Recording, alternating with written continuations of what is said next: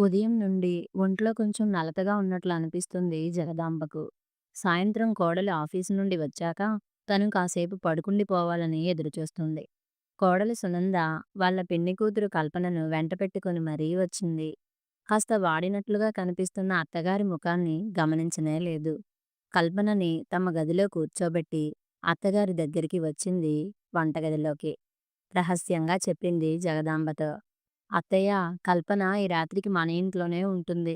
ఇంట్లో అలిగి ఇట్లా వచ్చేసింది మరి" అని చెప్పింది. "అదేమిటి? ఆ అమ్మాయికి 3 నెలల క్రితమే కదా పెళ్ళయింది" జగదాంబ ఆశ్చర్యపోయింది. అప్పుడే అలకలేమిటో అనుకుంటూ. "అత్తయ్య, ఈ కాలం పిల్లల గురించి మీకు తెలియందేముంది? పెళ్ళి అయ్యి అవ్వగానే మొగుడు చొక్కా పుచ్చుకొని 'పద పద బయటికి పోయి ఉందాము. అమ్మా నాన్నల్ని వదిలేయి' అంటారు. అంతేగాని ఈరోజు మనం వచ్చామని వాళ్ళ తల్లిదండ్రులకు ఎందుకు దూరం కావాలని ఆలోచించరు" అంది సునంద. జగదాంబకు ఎందుకో మనసంతా చేదుగా అయిపోయింది. ఇంకా నయం నాకు అట్టాంటి కోడలు రాలేదు అనుకుని నిట్టూర్చింది. టీతో పాటు కల్పనకి 2 దోసెలు వేసివ్వండి అత్తయ్య. మధ్యాహ్నం భోజనం చేసినట్లు లేదు తన వాలకం చూస్తుంటే. రాత్రి భోజనంలోకి 4 దుంపలు వేయించి కాస్త ఏదైనా పచ్చడి చేయండి. మీ చేతి పచ్చడి అంటే పడి చస్తుంది తను. సునంద తాపీగా చెప్తుంటే నీరసం ముంచుకొచ్చింది జగదాంబకు. నాకు అస్సలు ఓపిక లేదు. ఈ పూట పని కాస్త నువ్వే చూసుకో అని చెప్పాలనుకుంది. కానీ అప్పటికే సునంద అక్కడి నుంచి వెళ్ళిపోయింది. ఇక జగదాంబకు పనిలోకి దిగక తప్పలేదు. రాత్రి మాత్రం ముందుగా భోజనం చేసేసి టాబ్లెట్ వేసుకొని అప్పటిదాకా పంటి బిగువున నిలబెట్టుకొచ్చిన శరీరాన్ని మంచం మీదకు చేర్చినాక కానీ హమ్మయ్య అనిపించలేదు.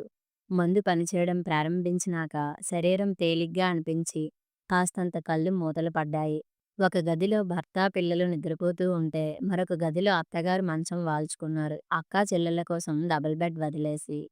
ఇంట్లో ఎక్కడ మాట్లాడినా ఇతరులకు నిద్రాభంగము, ప్రైవసీ కరువు అని చెల్లెల్ని డాబా మీదకి తీసుకొచ్చింది సునంద.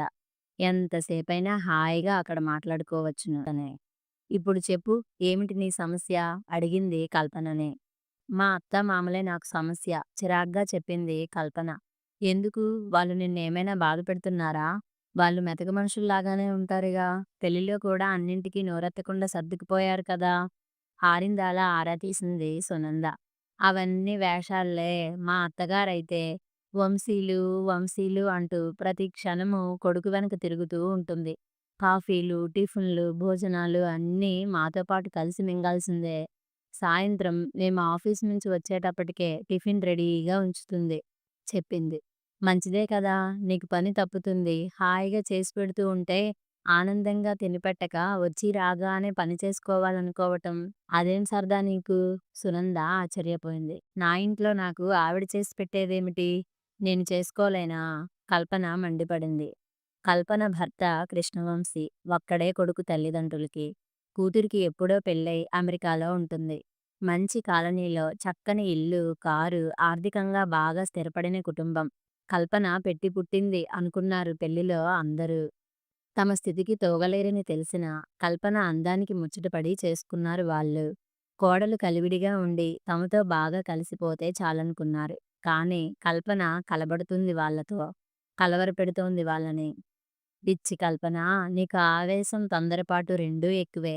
చిన్నప్పటి నుంచి నీ పంతాలు, పట్టింపులు, పోటీలు పక్కన పెట్టి కాస్త కూల్‌గా ఆలోచించు. ఇప్పుడు నా మొగుడికి నేను చేసుకోలేనా అనుకుంటున్నావు కానీ, ఈ జోరు, ఈ ఓపిక ఇలానే ఉండవు. వెళ్ళే వరకు ఇంట్లో పనిచేసి, రోజంతా ఆఫీసులో పనిచేసి, మళ్ళీ వచ్చి ఇంటి దగ్గర పనిచేసి, నెల లోపలే నీకు రంగురంగుల చుక్కలు కనిపిస్తాయి. ఈ లోపల మీ అత్తగారికి హాయిగా విశ్రాంతి తీసుకోవడం అలవాటైపోయి, ఆ తర్వాత పనికి వంగమన్నా వంగరు. ఏదైనా సాధించేవాళ్ళు, బాధించేవాళ్ళు అయితే మనం ఇంటి నుంచి పారిపోవాలి. ఏ కారణం లేకుండా ఎందుకు చేజేతులా నీకు నువ్వే తలనొప్పి తెచ్చుకోవడం" అంది సునంద. "అది కాదత్తా! వీలైనంత తొందరగా ఆ కొంపలో నుంచి బయటపడు. లేకపోతే ఆ ముసలోళ్ళకి చాకిరీ చేస్తూ కూర్చోవలసి వస్తుంది. కొత్తల్లో అయితేనే మొగుడు చెప్పినట్లు ఉంటాడు. లేదంటే ఎల్లకాలం అమ్మ కొంగు పట్టుకొని తిరుగుతారని చెప్పిందక్కా అమ్మ. నాకు అది నిజమే అనిపిస్తోంది." కల్పన అసలు విషయం చెప్పింది. సునంద పక్పకా నవ్వింది. కాలం మారింది కల్పన. పిన్ని ఇంకా వెనకటి తరహాలోనే ఆలోచిస్తోంది. వాళ్ళ తరంలో సంతానం ఎక్కువ మంది ఉండేవారు.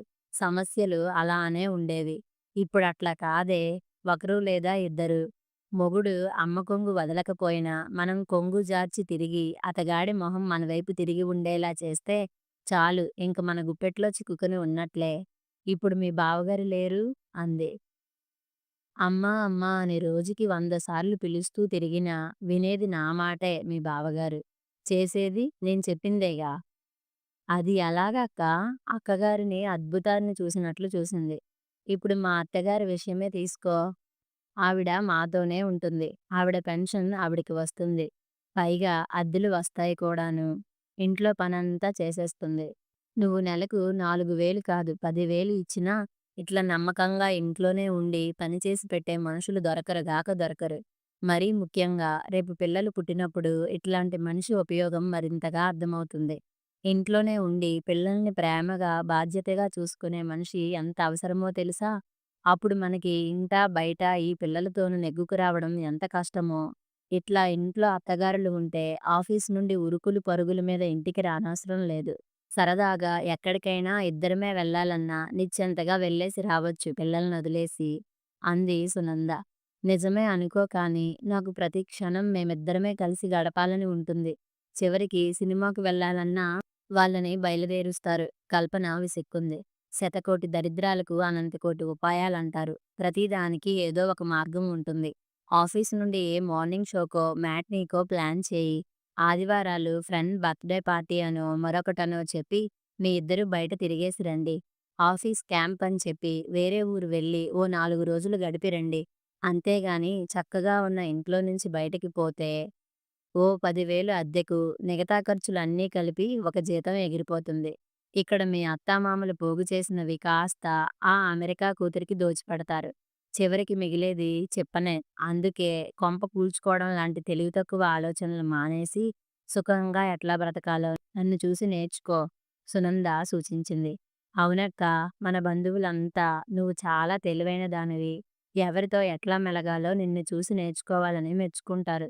అందుకే సలహా కోసం నీ దగ్గరికి వచ్చాను. కల్పన ఉన్నమాట చెప్పింది.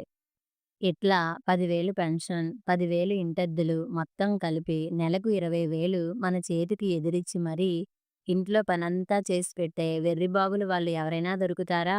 అత్తగారులు తప్ప నవ్వింది సునంద. నిజమే నాకు నేను ఆ కోణం నుంచి ఆలోచించనే లేదు.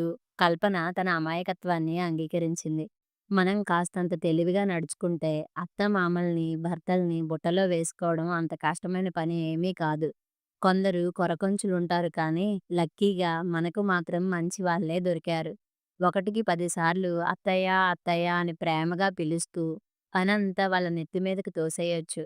వాళ్ళు ఎట్లా వండి తగలేసినా, ఆహా! ఓహో! అంటే చాలు మురిసి ముక్కలైపోతూ వంటంతా వాళ్ళ భుజానే వేసుకుంటారు. మనం కాస్త ఏవో కబుర్లు చెప్తూ, వాళ్ళ సోది వింటూ, ఉల్లిపాయలను బుట్టలో నుంచి తీసి అందించడం, వండినవి ప్లేట్లలో పెట్టడం లాంటి తేలిక పనులు చేస్తూ హడావిడిగా తిరగాలి. ఇక పిల్లలు పుట్టాక ఇంట్లో ఉన్నంత సేపు వాళ్ళతోనే గడిపేస్తాం కాబట్టి, ఆ కాస్త డ్రామా కూడా అవసరం పడదు. నెలకొకసారి గుడికి, ఏడాదికొకసారి తిరుపతికి తీసుకువెళ్తే చాలు. మనల్ని నెత్తి మీద పెట్టుకుంటారు. అంతేగాని వాళ్ళని కాదని బయటికి వెళ్ళి మనం బాగుపడేది ఏమీ ఉండదు. బండ చాకిరీ, మొండి చెవులు తప్ప. కలిసి ఉంటేనే పనికి పని తప్పించుకోవచ్చు. డబ్బుకు డబ్బు వెనకేసుకుంటూ కులాసాగా బతికేయొచ్చు. సునంద తన ప్లాన్ అంతా గర్వంగా చెప్పింది. అక్కా! నువ్వు చెప్పినవన్నీ విన్నాక నాకు భయం వేస్తుందక్కా! నిజంగా ఇన్ని సమస్యలుంటాయా? బేలగా అడిగింది కల్పన. మనం కాస్త బుర్ర ఉపయోగిస్తే ఏదీ సమస్య కాదు. ఇప్పుడు మీ బావగారున్నారు. మా జీతాలు సరిపోవంటూ నెమ్మదిగా నెల తిరిగే లోపల మా అత్తగారి అద్దె డబ్బులు, పెన్షన్ అప్పుడు కాస్త, ఇప్పుడు కాస్త అడిగి పుచ్చుకుంటుంటారు. లేకపోతే ఆవిడ దానకర్ణుడికి అక్కగారిలా దాన ధర్మాలకు తగలేస్తుంది. మా ఇద్దరికీ కలిపి ఎంత జీతం వస్తుందో ఆవిడకి ఎప్పటికీ మేము తెలియనియ్యము. ఎప్పుడోనే మేము హైటెక్ సిటీ దగ్గర అపార్ట్మెంట్ కొన్నాము. మా అత్తగారికి చెప్పలేదు. తర్వాతెప్పుడో చెప్తాం. మా అమ్మగారు కొనిచ్చారని. వాళ్ళకి కాస్త గొప్పగా ఉంటుంది. మనము ఉద్యోగం, సద్యోగం లేకుండా ఇంట్లోనే ఉండేవాళ్ళం అయితే అది వేరే సంగతి. అప్పుడు ఒక్క క్షణం ఆలోచించకుండా వేరుకుంపట పెట్టేయొచ్చు. కానీ మనకట్లా కుదరదే. పైగా మన వాళ్ళు బంగారు బాతులు కూడాను చెప్పింది సునంద. బావగారంటే నీ మాట వింటారక్కా. మరి వంశీ? అట్లా నా మాట వినాలి కదా! కల్పన సందేహపడింది. ఓసి వెర్రి పిల్ల! మగాడికి ఎప్పుడు చెప్పాలో అప్పుడు చెప్పాలి. ఎక్కడ నొక్కాలో అక్కడ నొక్కాలి. నీ మాట కాదన్నప్పుడు నువ్వు ఒక 2 రాత్రుళ్ళు అత్తిపత్తిలా ముడుచుకుని పడుకున్నావనుకో, మూడో రాత్రికి కాళ్ళ బేరానికి వస్తాడు. పెళ్ళైన మగాడు అన్నం లేకపోయినా ఉండగలడు కానీ, అది లేకుండా ఉండలేడు. సునంద పడి పడి నవ్వింది. ఛీ పో అక్కా! నీ రౌడీ మాటలు నువ్వును. కల్పన సిగ్గుపడింది. ఆ తర్వాత కూడా మరొక అరగంట సాగింది. సునంద అనుభవపూర్వక హితబోధ వింటున్న జగదాంబకు ఒళ్ళు జలతరించింది అసహ్యంతో. అక్కా చెల్లెళ్ళు ఇద్దరూ పైకి వెళ్ళిన కొద్ది నిమిషాలకి ఆవిడికి మగత వదిలి మెలకువ వచ్చేసింది. డాబా మీద గుమ్మడి వడియాలు ఎండబెట్టి సాయంత్రం తీసుకురావడం మర్చిపోయిన విషయం గుర్తుకొచ్చింది హఠాత్తుగా. అలానే వదిలేస్తే ఎలుకలు పాడు చేస్తాయి. అందుకని మెట్లెక్కి వస్తూ ఉంటే సునంద మాటలు వినపడి కుతూహలంతో మెట్ల మలుపులో కూర్చుండిపోయింది. సరిగ్గా పిట్టగోడ కానుకుని కూర్చుని మాట్లాడుకుంటున్నారు అక్కా చెల్లెళ్ళిద్దరూ. రాత్రి నిశ్శబ్దంలో మెల్లగానే మాట్లాడుతున్నా చక్కగా స్పష్టంగా వినిపిస్తున్నాయి ఈ మాటలు. వింటున్న కొద్దీ అలాగే శిలలా బిగుసుకుపోయింది జగదాంబ. అంతా సావధానంగా విని వాళ్ళు లేచే ముందే దిగి లోపలికి వచ్చి మంచం మీద వాలి దుప్పటి కప్పుకుంది. తుఫాను తాకిడికి కొమ్మలు రెమ్మలు విరిగి పడిపోయిన వటవృక్షంలా అయిపోయింది. జగదాంబకి చితికి ఛిద్రమై రక్తం ఊడుతున్నది హృదయం. జగమంతా ఒక మాయలా అంధకార బంధనంలాగా కనిపిస్తోంది.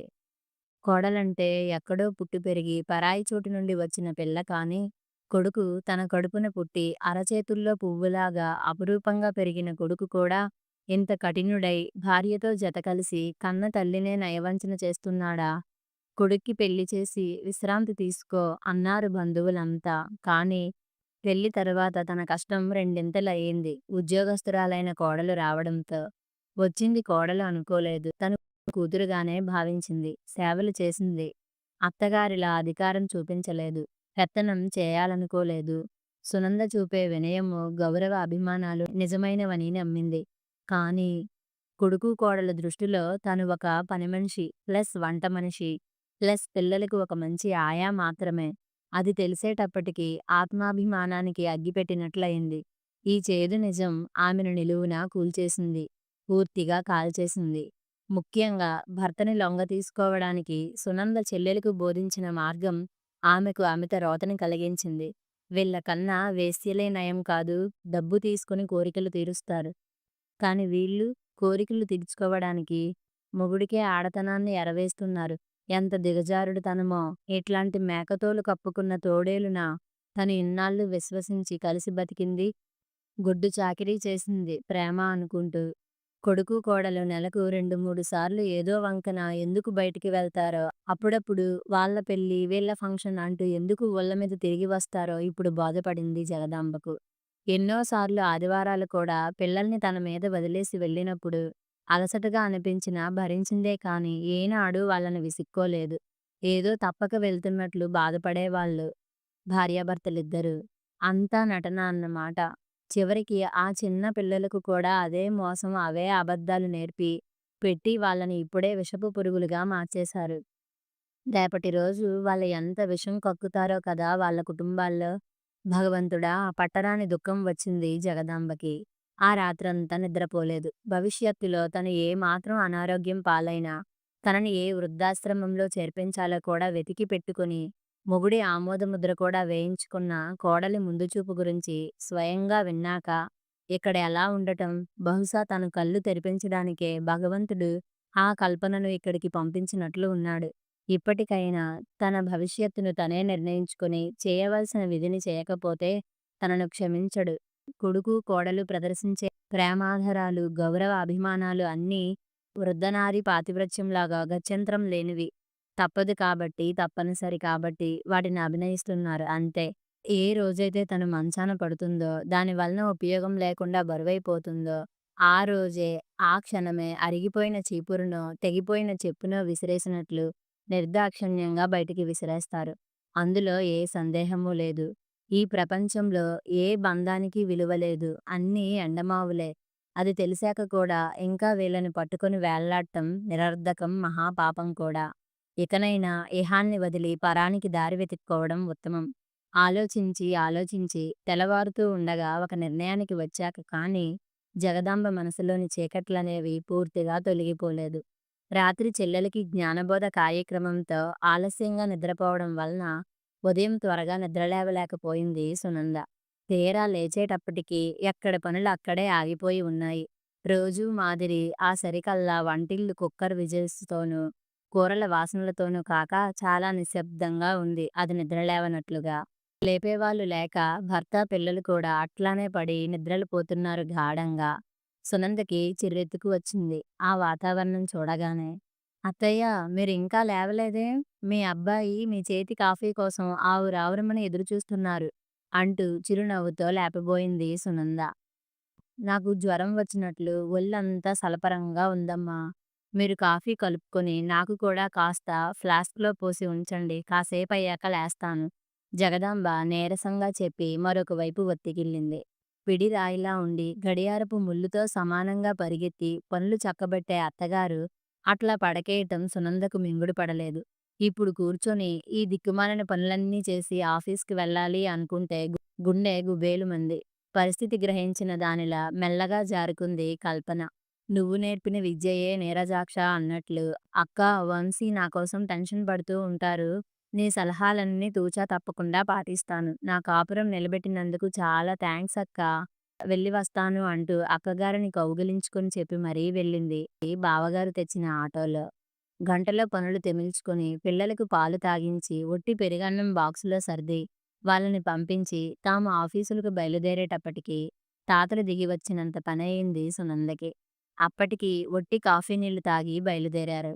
వెళ్ళేటప్పుడు అత్తగారికి లేచి మొహం కడుక్కొని కాఫీ తాగి మందులు వేసుకోమని మరీ మరీ చెప్పి వెళ్ళింది ప్రేమగా. లేకపోతే తనకి కష్టం కాదు, 4 రోజుల్లో తను మంచం పట్టాల్సి వస్తుంది అనుకుంది సునంద. వాళ్ళంతా వెళ్ళగానే జగదాంబ లేచి మొహం కడుక్కొని కాఫీ తాగింది. తన పనులన్నీ చక్కబెట్టుకుని ఇంటికి తాళం పెట్టి బయలుదేరింది. ఆ తర్వాత 15 రోజుల పాటు అదే కార్యక్రమం పెట్టుకుంది. రోజు ఆదివారాలు ముందుగానే వెళ్ళిపోయింది స్వామీజీ ప్రవచనాలు వినాలి అంటూ. అనారోగ్యం అంటూ పనిలో వేలు పెట్టడం మానేసిన మనిషి ప్రొద్దుటి నుండి సాయంత్రం వరకు శుభ్రంగా షికారులు తిరిగేసి వస్తుంటే అరికాలి మంట నెత్తికెక్కుతున్నా అణుచుకుని అత్తగారి పట్ల అణకువను ప్రదర్శిస్తూనే ఉంది సునంద. చెల్లెలు దిష్టిపెట్టిపోయింది కాబోలు అని తిట్టుకుంటూ కొంపదీసి అత్తగారు ఆ రాత్రి తన మాటలన్నీ విన్నదేమోనని క్షణమాత్రం సందేహం కలిగినా తాము ఇంట్లో నుంచి పైకి వెళ్ళేటప్పటికి మళ్ళీ కిందకి దిగి వచ్చేటప్పటికి కూడా ఆవిడ ముసుగు వేసుకుని పడుకునే ఉంది కాబట్టి అందుకు అవకాశం లేమనుకుంది ధీమాగా. కానీ మరొక 2 రోజులకి ఆ ధీమాను పూర్తిగా బద్దలు కొట్టేసింది జగదాంబ. ఆ రోజు ఎప్పట్లాగానే ఉదయం బయటికి వెళ్ళిన మనిషి సాయంత్రానికి కూడా ఇంటికి తిరిగి రాలేదు. టీవీ రిమోట్ కింద మడతలు పెట్టి ఉన్న కాగితాన్ని ఆశ్చర్యంగా విప్పి చూశారు ఆలు మగలిద్దరూ. "నాకేమీ కాలేని మీ ఇద్దరికీ ఇంతకాలం దేవుడు నాకు బంగారం లాంటి బిడ్డల్నిచ్చాడు. ఇది నా ఇల్లు, మీరు నా వాళ్ళు అనుకుని నేను పంచిన ప్రేమ, సేవ, ధనము అన్నింటినీ మించి అమ్మతనము ఇట్లా ప్రతి ఒక్కటి అపాత్రదానం అయిందని అర్థమయ్యాక కూడా నేను ఇంకా అంధకారంలో బతకాలనుకోవడం లేదు. ఈ కాకి బంగారం అబద్ధపు బతుకుని వదిలేసి నా దారి నేను ఎంచుకున్నాను. నా డబ్బుని, భవిష్యత్తును దేన్నీ మీ చేతుల్లో పెట్టదలుచుకోలేదు. అందుకే ఈ ఇంటిని రామకృష్ణ మిషన్ వారి పేరిట రిజిస్ట్రేషన్ చేసిచ్చాను. మీరు నెల రోజుల్లోగా వారికి ఈ ఇంటిని స్వాధీనం చేయాల్సి ఉంటుంది. సునంద, ఇహంలో మీ చెల్లెలి ఇల్లు నిలబెట్టడమే కాదు, నీ నిజస్వరూపం చూపించి నా కళ్ళు కూడా తెరిపించి పరంలో నాకు ఒక ఇల్లు కావాలని చెప్పి అది చూసుకునేలా సహాయం చేశావు తల్లి. ఆ కృతజ్ఞతతో నా గొలుసు మాత్రమే నీకు కానుకగా ఇస్తున్నాను. మిగిలిన బంగారం అమ్మేసి ఓ వృద్ధాశ్రమానికి సేవా కార్యక్రమాల నిమిత్తం విరాళంగా ఇచ్చేశాను. నా శేష జీవితం ఇలా పనిమనిషిలా కాక ప్రశాంతంగా పరమేశ్వరుని సన్నిధిలో 10 మందికి ప్రయోజనకరంగా గడపాలన్న ఆకాంక్షతో వెళ్తున్నాను. అందువలన జీవితంలో మళ్ళీ మీరు నాకు, నేను మీకు కళ్ళపడకూడదని ఆశిస్తూ మీకేమీ కాని జగదాంబ. ఈ మాటతో నెత్తిన పిడుగు పడింది ఇద్దరికీ. కథ సమాప్తం.